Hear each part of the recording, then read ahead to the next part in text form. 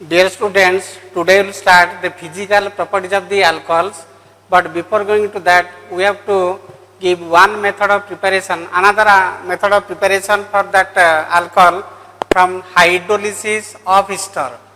So, ester that is having the general formula R C double bond O O R dash, R C O O R dash, that is the general formula for that ester. That is treated with NaOH, so there is the formation of RCONA and R dash OH.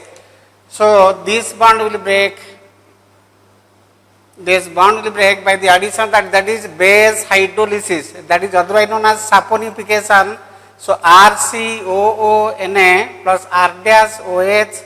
For example, if we take ethyl acetate CH3COC2H5 plus NaOH, that gives side to CH3 COONA plus C2 H5OH, that is the formation of that alcohol. So this is the base hydrolysis of ester, that is otherwise known as saponification.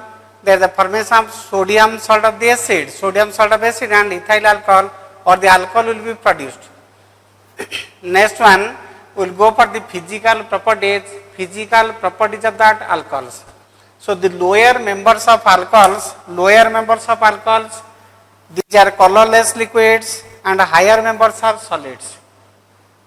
Lower members, for example, methyl alcohol, ethyl alcohol, propyl alcohol, all they are the lower members of alcohols. They are colorless liquids, and higher members are solids. And if we will analyze regarding the first member, that is methyl alcohol, CH3OH, that is nerve poisonous. That is CH3OH, that is known as, that is nerve poisonous, that will damage the central nervous system. And ethyl alcohol, C2H5OH, ethyl alcohol, that is nerve stimulant, that is used in alcoholic beverages. Ethyl alcohol, that is used in alcoholic beverages, that is nerve stimulant, and in excess,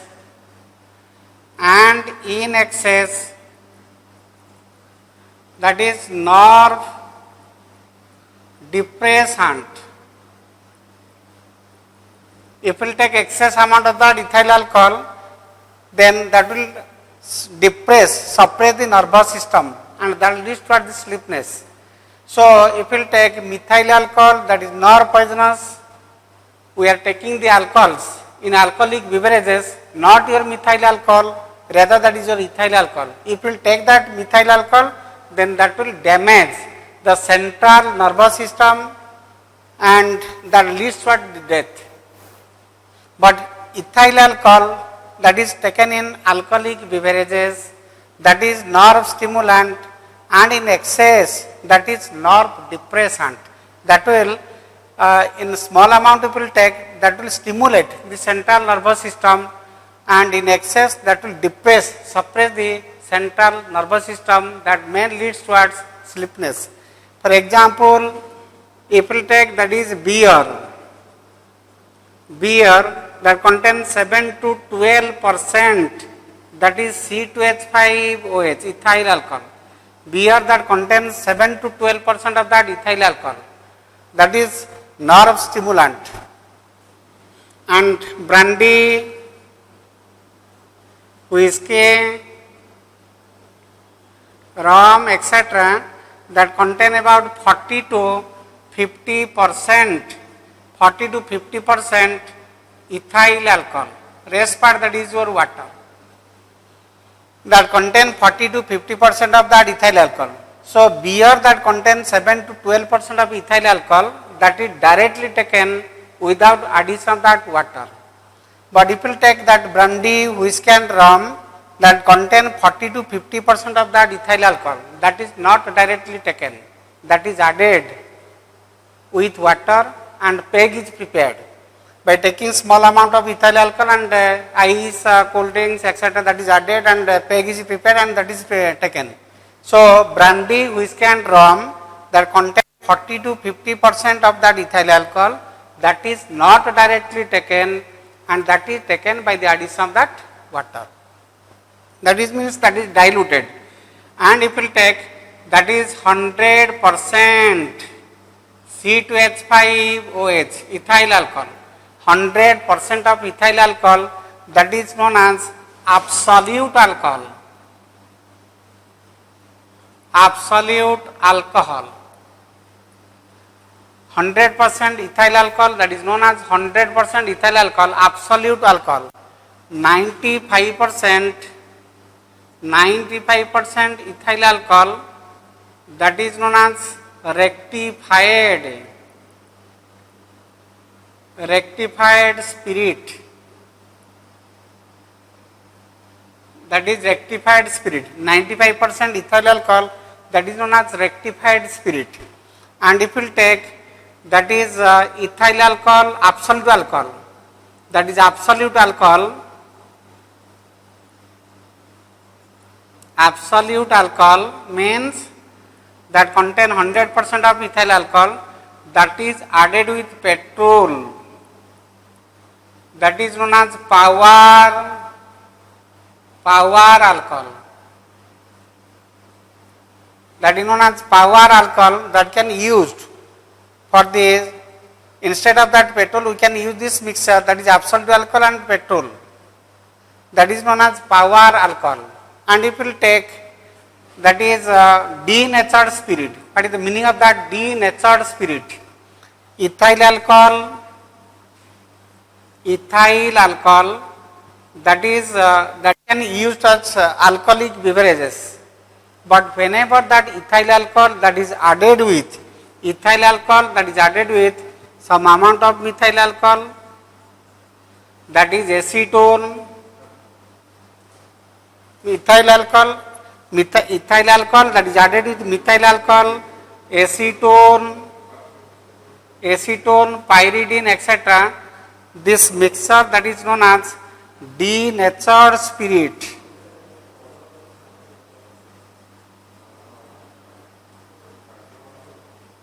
That is known as denatured spirit. The nature of that alcohol as alcoholic beverages, that is damaged, that cannot be taken. So whenever ethyl alcohol that is added with methyl alcohol, acetone and pyridine, that is made unfit for drinking. This mixture that is unfit for drinking, therefore that is known as denatured spirit. Mixture of methyl alcohol, ethyl alcohol, acetone and pyridine, that is known as denatured spirit, that is made unfit for drinking. It cannot be taken, although that contain ethyl alcohol, that cannot be taken as alcoholic beverages. If we will take it, then that will damage the central nervous system. Methyl alcohol that will damage the central nervous system, that may lead to a death. So these are the different type of alcohols. So beer that contains 7 to 12% of that alcohol, that is used as alcoholic beverages. But methyl alcohol, that is not poisonous. And if we will take that is rum, brandy, whiskey, etc., that contain 40 to 50% of that ethyl alcohol. So they are used as alcoholic beverages after the addition of that water, means after dilution. 100% ethyl alcohol, that is treated as absolute alcohol. 95% ethyl alcohol, that is known as rectified spirit. The mixture of absolute alcohol and petrol, that is known as power alcohol, that can be used instead of that petrol. So what is the meaning of that denatured spirit? Denatured spirit means that is made unfit for drinking. Ethyl alcohol, which is used in alcoholic beverages, that is made unfit for drinking after the addition of that methyl alcohol, acetone and pyridine, that is made unfit for drinking, and this mixture that is known as denatured spirit. So next we will go for that solubility test. So the alcohols are soluble in water. Alcohols are soluble in water due to hydrogen bond formation. Alcohols are soluble in water due to hydrogen bond formation, and this tend that is primary greater than secondary greater than tertiary alcohols. Primary alcohols are more soluble than secondary, more soluble than tertiary, because this tertiary that is having more symmetrical structure, which have the ability to form less amount of that hydrogen bonding. So why the alcohols are soluble? For example, if we take HOH, that is the formula for that water. HOH, that is the formula for that water, and if we take ethyl alcohol, HOC2H5, ethyl alcohol, H, that is water, HOC2H5, that is ethyl alcohol. So water, alcohol. So there is the del plus, hydrogen atom del plus, oxygen atom, that is del minus. There is the hydrogen bond that is given by dotted line, dipole interaction. So the force of attraction which binds hydrogen atom of one with highly electronegative element of another because of dipole interaction given by dotted line, that is known as hydrogen bond. So hydrogen bond, because of that formation of that hydrogen bond, alcohols are soluble in water. So these are the alcohols are soluble in water. So because of hydrogen bond formation, and this hydrogen bond formation, that is maximum in case of primary, then secondary, then tertiary, because tertiary alcohols are more symmetrical, and because of that more symmetrical nature, they have the more boiling point, that is melting points. So the solubility trend and boiling point trend, that is same. So primary alcohols are more soluble, having more boiling point than second and tertiary, because tertiary alcohols are more symmetrical. Next will go for the melting point. This is the melting point trend. Tertiary greater than secondary, that is more than the primary. So melting point trend, that is tertiary is more symmetrical. Tertiary, that is having more symmetrical structure. For example, if we will take the example of this kind, that is the example of this kind, that is butanol, 1, 2, 3, 2-methyl propan 1-ol, and 1, 2, 3, that is 2-methyl propan 2-ol. So this is less symmetrical, more symmetrical, and this is more symmetrical. So because of more symmetrical nature, that can well fit into the crystal, and because of that reason, that is having more boiling point. That is having more melting points. That is having the more melting points. So the boiling point trend is 1 degree greater than 2 degree greater than 3 degree. And that can be explained on the basis of that hydrogen bond formation. But melting point trend is tertiary greater than secondary greater than primary, because tertiary alcohols are more symmetrical. Just mark it, butanol, C4H10O. So that compound that can written in this manner, in this manner, in this manner. C4, they are having the general formula or common composition C4H10O. C4H10O, that can written in this manner, in this manner, in this manner also. So this compound, that is having more melting point as compared to this one, as compared to this one. This is because of more symmetrical structure. So this is regarding, that is physical properties, and if you take the alcohols, they have the ability to form solid addition compounds. For example, calcium chloride. If we take calcium chloride, that is added with methyl alcohol, then the formation of solid material. Calcium chloride, that is added with methyl alcohol, there is the formation of solid material, just addition compound CaCl2.4CH3OH. There is the formation of this additional compound. So this is regarding the physical properties of these alcohols. Next we will go for this different chemical activities or chemical properties of that alcohols. Regarding the chemical properties of alcohols, so alcohols, there are being the general formula R bond O, bond H. So, we will explain the different properties of alcohols on this basis, that is reaction that is shown by that H part, reactions that is shown by OH part, reaction that is shown by that R part. So, on the base of 3, that is reaction due to H part means there is a cleavage of that oxygen hydrogen bond. Reaction due to OH part means there is a cleavage of that carbon oxygen bond, and reaction due to R part. But beside this, there are some other properties. First we will discuss these other properties and then we will go for that reaction due to H part, OH part and R part. So, the first reaction, first one, that is catalytic. Catalytic dehydrogenation. Catalytic dehydrogenation. Catalytic dehydrogenation means D means removal of hydrogen in presence of catalyst. Removal of hydrogen in presence of catalyst, that is copper. Copper at 573 Kelvin, that is 300 degrees centigrade. Copper at 573 Kelvin. Copper at 573 Kelvin. So, that is catalytic dehydrogenation. So, copper at 573 Kelvin, that will act as dehydrogenating reagent. So, we will explain the catalytic dehydrogenation by taking 3 different type of alcohols, primary, secondary and tertiary. So, this is one of the tests which will distinguish between primary alcohols, secondary alcohols and tertiary alcohols. For example, CH3, CH2, OH, that is the formula for that primary alcohol.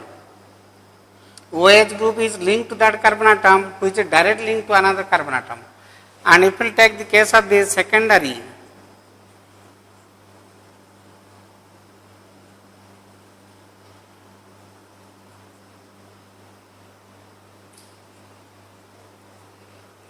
alcohol, OH group is linked to that carbon atom. This is the primary carbon atom, second carbon atom. OH group is linked to that carbon atom, which is directly linked to another 2 carbon atom. And if we take that is tertiary,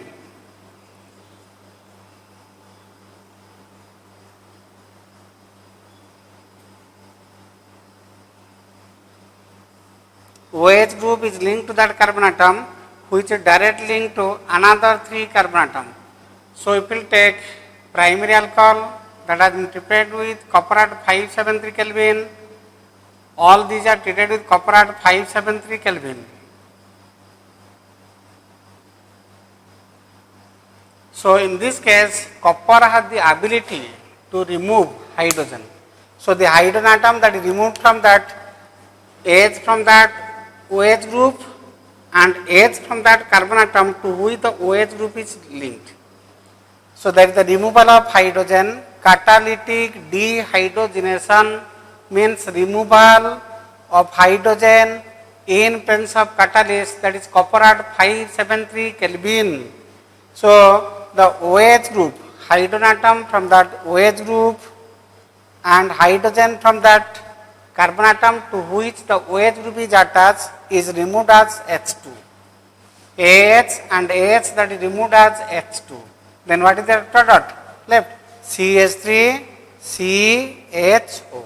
So, there is the formation of aldehyde CH3, C double bond OH. There is the formation of that acetaldehyde CH3, CHO.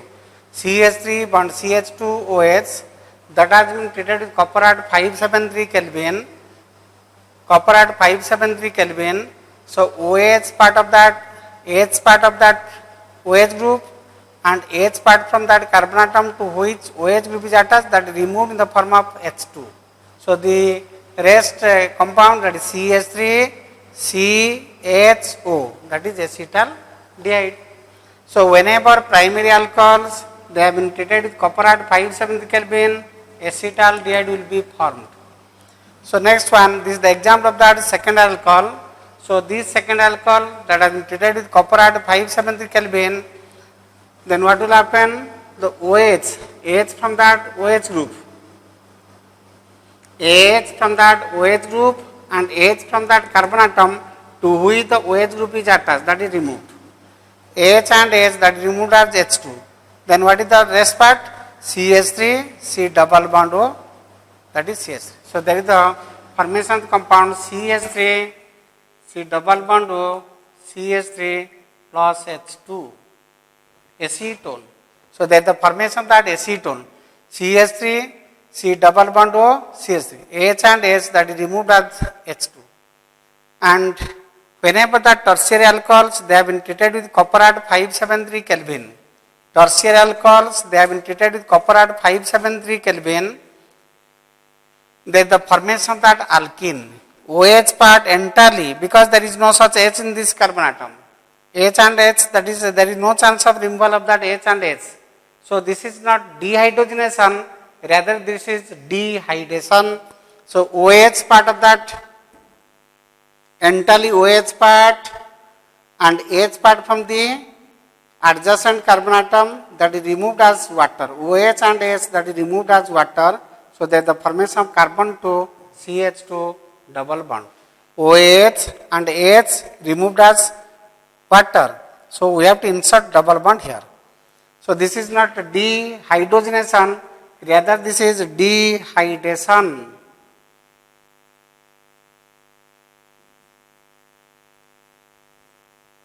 So this is one of the tests to distinguish between primary, second and tertiary alcohols. How to distinguish? When primary alcohols, they have been treated with copper at 573 Kelvin or copper that is 300 degrees centigrade, there is the formation of aldehyde, acetaldehyde, aldehyde will be formed. And if you take the second alcohols, when second alcohols, they have been treated with copper at 573 Kelvin, there is the formation of that acetone, that is ketone. So primary will form aldehyde, secondary will form ketone, and if you take tertiary, OH and H, OH part of that group entirely and H from that adjacent carbon atom, that is removed as water. OH and H that is removed as water. So there is the insertion of double bond here. So there is the formation of that alkene. This is aldehyde, this is ketone, and this is alkene. Then how to distinguish between primary, second and tertiary alcohols? By the catalytic dehydrogenation. So whenever the primary alcohols, they have been treated with copper at 570 Kelvin, they are the formation of aldehyde. Second alcohol, they have been treated with copper at 570 Kelvin, they are the formation of ketone. And whenever the second tertiary alcohols that has been treated with copper at 570 Kelvin, there is the formation of alkene. This is not dehydrogenation, rather this is dehydration, that is removal of water. But in this case there is the removal of that hydrogen, but in this case there is the removal of water. So this is one of the tests to distinguish between primary, second and tertiary alcohols. So in the coming class we will see the other methods of difference between primary, second and tertiary alcohols.